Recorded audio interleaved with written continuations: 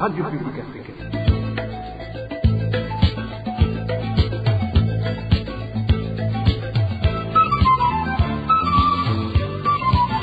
Radio Publique Africaine.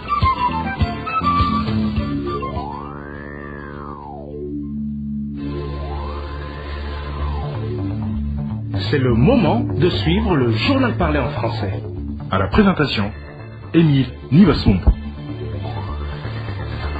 Bienvenue dans cette édition du 31 janvier 2022, les principaux titres. Un groupe muni de gourdins et de machettes sème la terreur dans la zone Wuterere. Selon la population, ces gens qui font des patrouilles nocturnes portent également des manteaux et des bottines. Le personnel dénonce l'irrégularité dans le recrutement du directeur général à la FENACOBU, c'est la Fédération nationale des coopératives du Burundi. Les détails, c'est tout à l'heure. Et le pompiste de Gitega, accusé de voler du carburant aux clients, à suivre également au cours de cette édition. C'est tout pour les titres. Le développement, c'est tout de suite. Page sécurité pour commencer. Un enfant albinos de la zone Kinama de la commune Nahangwa, nous sommes dans la mairie de Bujumbura, a été tué ce dimanche. Les parties de son corps ont été saisies par la police dans la commune Kigamba de la province Changuzo, enfouies dans un sac. Les détails avec Francine Mahoro. Abdou Ndaïsenga, un enfant albinos âgé de 5 ans du quartier Kinama de la commune Nahangwa, se révèle être la victime tuée hier dimanche par un groupe armé de machettes et couteaux. Selon notre source à Kinama, sa maman l'avait laissé à la maison en partant pour mendicité dans la ville de Bujumbura. Vers 11h de l'avant-midi, de retour pour nourrir son enfant, elle a cherché un V. Quand elle a interrogé les voisins, ces derniers lui ont dit avoir vu un individu prendre l'enfant à moto.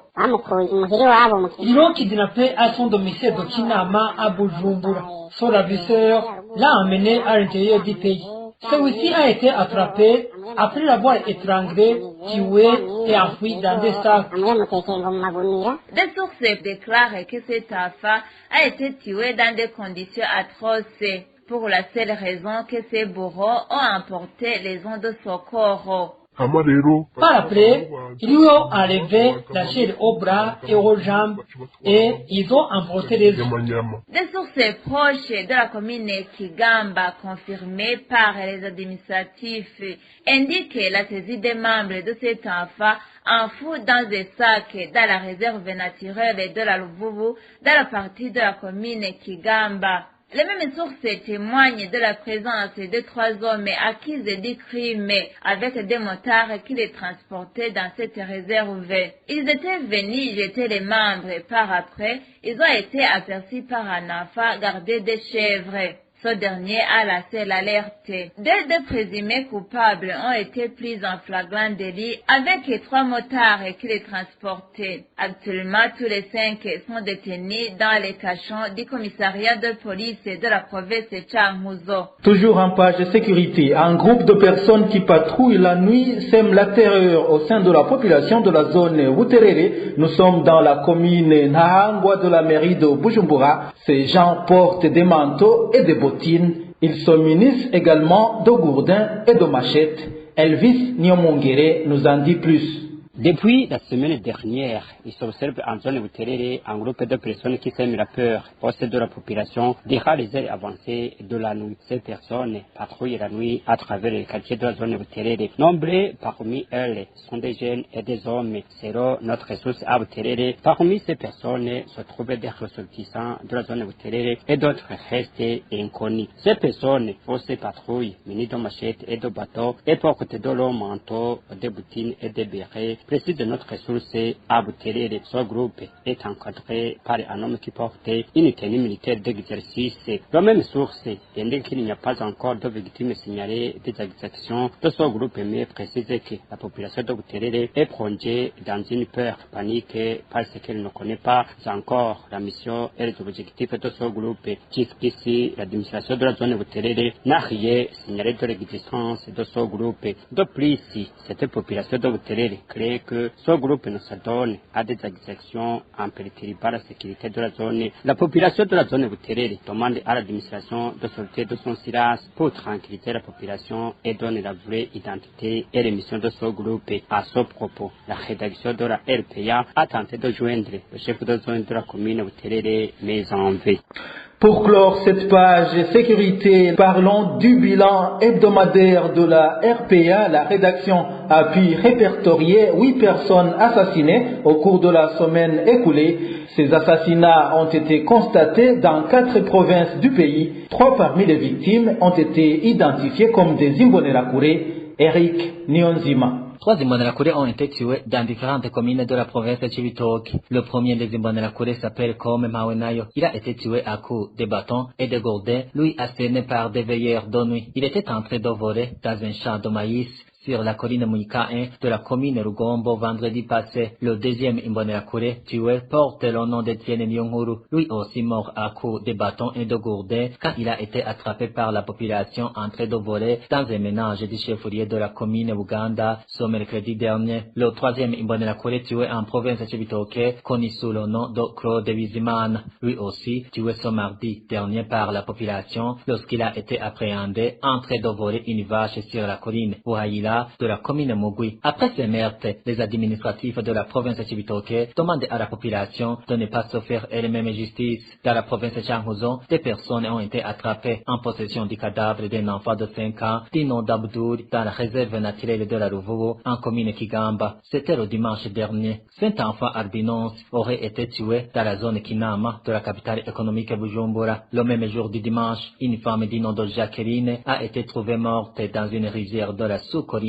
Buromba, dans la zone Maramvya, en commune Mutimbuzi, province de Bujumbura. Des sources proches de la zone Maramvya indiquent que la victime a été étranglée par des individus non identifiés. La victime habitait à la 15e avenue de la zone Maramvya. La province Mwaro a vu mourir des personnes durant la semaine passée. La première se trouve être un commerçant du nom de Pacifique Ndaishimiye, surnommé Mohongo. Il est décédé ce vendredi passé suite à un tir de 3 balles par un militaire du nom de Dieudonné Daïzeye, ancien garde de la résidence du vice-président de la République, Prosper Bazombanza, sur la colline Kihinga de la commune Kayokwe. Ce militaire s'est par après suicidé par balle. Des sources proches du chef-lieu de la province de Mwaro disent que ce militaire faisait la cour à une fille serveuse dans un restaurant du commerçant tué. Cette serveuse avait refusé les avances du malheureux militaire. Le dernier Arnaud Franzima, tué cette semaine passée dans la ville de Bujumbura. Il est mort à Kira Hospital lundi dernier après avoir essuyé 3 balles. Nos sources indiquent qu'il partageait un verre avec des amis dans un bar du quartier Kabondo de la zone Rohero. Les auteurs du crime restent inconnus. Dans un instant, nous parlons santé. RPA. Le 15e cas de décès lié à la Covid-19 a été recensé au pays selon les chiffres officiels du gouvernement du Burundi. Il s'agit, selon le rapport de la situation sur la réponse à la pandémie de coronavirus, d'un patient ayant présenté une forme sévère de la Covid-19 et qui a été rapporté le 28 janvier 2022. Ce rapport publié aujourd'hui annonce 53 nouveaux cas rapportés le même vendredi. Parmi eux, il y a 48 cas de transmission communautaire détectés dans 17 districts sur les 48 dans le pays. Le rapport constate toutefois qu'en dépit de la baisse significative du nombre de nouveaux cas après le pic du 31 décembre 2021 avec 1065 cas rapportés en une journée, la propagation du coronavirus persiste dans le pays. S'agissant des cas de mort suite à la Covid-19, différentes organisations ont indiqué des chiffres supérieurs à celles déclarées par le gouvernement. Et puisque nous parlons santé, une campagne de pulvérisation des insecticides dans les ménages est en cours depuis plus d'une semaine en province Changuzo. C'est dans le cadre de lutter efficacement contre le paludisme. La population apprécie cette activité dans la mesure où le paludisme est l'une des maladies qui menacent cette province. Suivez plutôt cet habitant de la commune Mishiha qui s'est entretenu avec la RPA. Cette campagne de pulvérisation contre les moustiques qui est en cours en province Chankuzo avait débuté le 15 janvier, mais elle a été interrompue depuis le 22 janvier suite à la campagne de vaccination contre la rougeole et la rubéole qui a été organisée au cours de la semaine dédiée à la santé de la mère et l'enfant. C'est après ce vaccin que cette campagne a repris aujourd'hui. Donc, en tant que citoyens de la province Chankuzo et plus particulièrement nous qui sommes en commune Michiha, apprécions cette activité. On y va ménage par ménage, tout est bien organisé. Il y a quelques années où on avait remarqué le vol de médicaments dans ce genre d'activité, mais pour le moment, c'est bien surveillé. En résumé, nous pouvons dire que tout se déroule bien et espérons que cela va diminuer les cas de paludisme suite à la pulvérisation des insecticides. Nous demandons que cette campagne soit chaque fois organisée au début de la saison pluvieuse, au mois de novembre, car c'est pendant cette période où il s'observe trop de moustiques. De toutes les façons, nous apprécions parce qu'auparavant, cette campagne se déroulait au mois d'avril ou mai, alors qu'au cours de cette période, il n'y a pas beaucoup de moustiques. Cette campagne de pulvérisation qui prendra fin le 8 février prochain a été organisée par le ministère de la Santé publique en collaboration avec l'organisation World Vision. Dans un instant, nous parlons gouvernance. RPA. Je vous le disais dans le titre, le personnel de la Fédération nationale des coopératives du Burundi, FENACOBU en sigle, dénonce les irrégularités dans le recrutement du nouveau directeur général de cette fédération. Ce personnel accuse le conseil d'administration de la FENACOBU d'avoir investi un des employés de cette fédération à ce poste en violation des dispositions relatives au recrutement. Les détails avec Onésime Dushima-Gizé.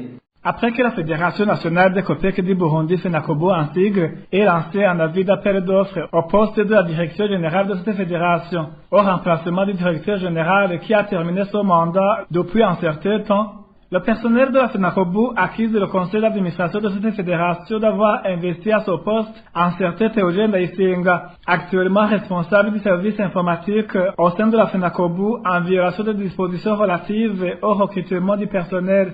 Témoigne un des employés de cette fédération. Ce recrutement a été fait en violation de la loi car on ne sait pas quels sont les candidats qui ont été sélectionnés pour passer le test. Tout a été fait dans la discrétion.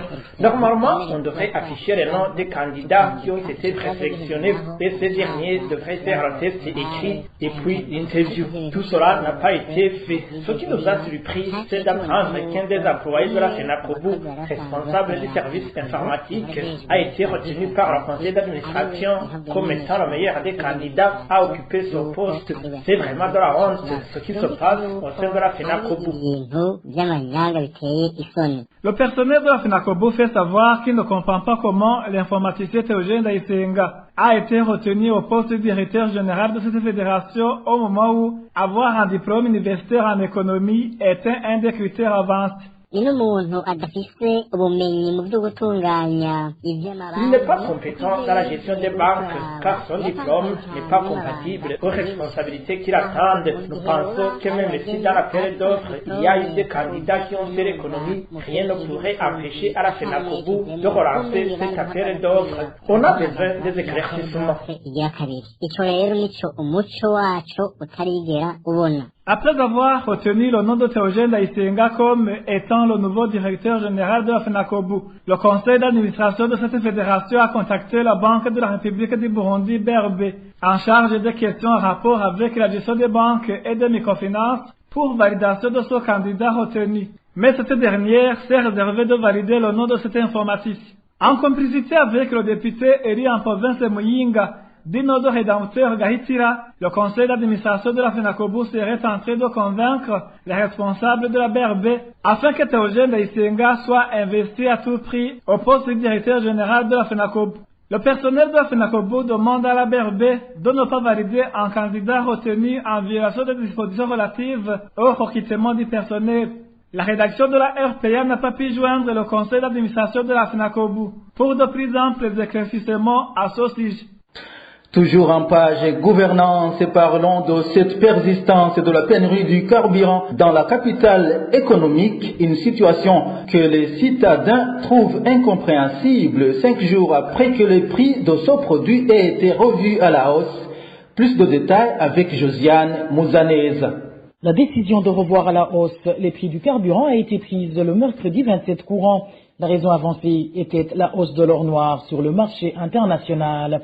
Selon les habitants de Bujumbura qui se sont entretenus avec la RPA, cela va beaucoup impacter sur leur vie, surtout qu'ils avaient déjà du mal à joindre les 2 bouts du mois. Néanmoins, ils avaient l'espoir de revoir la vie reprendre son cours normal, un espoir qui fut de très courte durée. En effet, 24 heures après l'annonce de cette hausse, des files d'attente s'observaient timidement sur les différentes stations-service.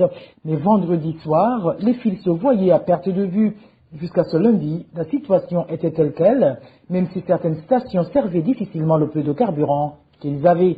Tenez, à 8h30, il n'y avait aucun mouvement à la station Google située sur la route communément appelée route Rumongue, tout près du pont Moura. À la même heure, à la station Interpétrole dite chez Katikati, des cordes avaient été mises tout autour des bâtiments pour barrer l'accès à tout véhicule, signe qu'ils n'avaient aucune goutte de carburant. À la station située tout près de l'hôtel Novotel, de même qu'à celle se trouvant à côté des anciens bureaux de la PAF, à part les véhicules qui y stationnaient en grand nombre, les 2 stations ne disposaient d'aucune sorte de carburant. Mais les chauffeurs continuaient à faire la queue, car on leur avait signifié que le carburant allait arriver d'un moment à l'autre. Et, faute de parking, certaines voitures étaient stationnées en pleine rue, ce qui a beaucoup gêné la circulation. Quant à la station se trouvant près de l'ambassade de France au Burundi, il n'y avait âme qui vive quand nous y sommes passés vers 9h45. Au quartier asiatique, les mêmes files d'attente se faisaient remarquer, mais là, l'approvisionnement avait déjà été fait vers 10 heures, et il ne restait que la distribution seulement. Au sud de la capitale économique Bujumbura, le constat était le même. La désolation et la consternation se lisaient sur les visages des gens qui faisaient la queue sans espoir d'être servis. C'est notamment le cas de ce chauffeur que nous avons trouvé à l'une des stations du quartier Kanyosha. On espérait au moins que le mazout allait être disponible. Mais malheureusement, rien n'a changé et il se remarque les mêmes longues files d'attente. On ne sait pas s'ils ne sont pas satisfaits des nouveaux tarifs et veulent encore majorer ça. Pour le moment, la population, surtout les gens qui vivent du transport en commun, craignent le pire, d'autant plus qu'ils ne voient pas comment ils vont parvenir à prendre soin de leur famille dans de telles conditions. Il n'y a aucune goutte. J'ai dû ranger ma moto. Hier, la station de Mokoni a servi du carburant, mais aujourd'hui, les pompes étaient à sec. On est alors obligé de faire recours au carburant fraudé, qui doit probablement être passé de 7 000 à 8, voire 10 000 la bouteille de Kinju de 1,5 litre. C'est vraiment catastrophique.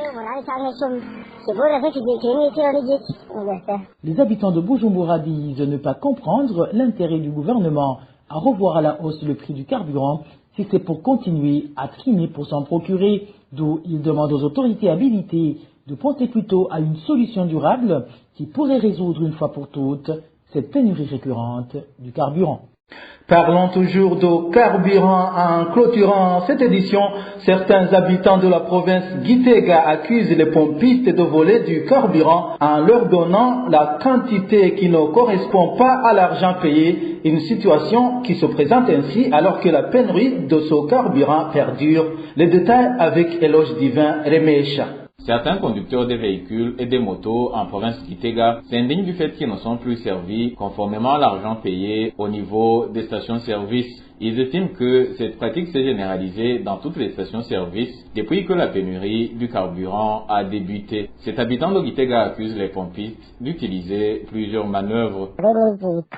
Pour bien comptabiliser, le pompiste doit remettre la pompe à l'intérieur du réservoir du carburant après avoir servi un client et avant de servir un autre. Mais ces pompistes touristes ne le font pas, car après avoir retiré la pompe dans un véhicule ou une moto, ils la replacent directement dans un autre véhicule ou moto.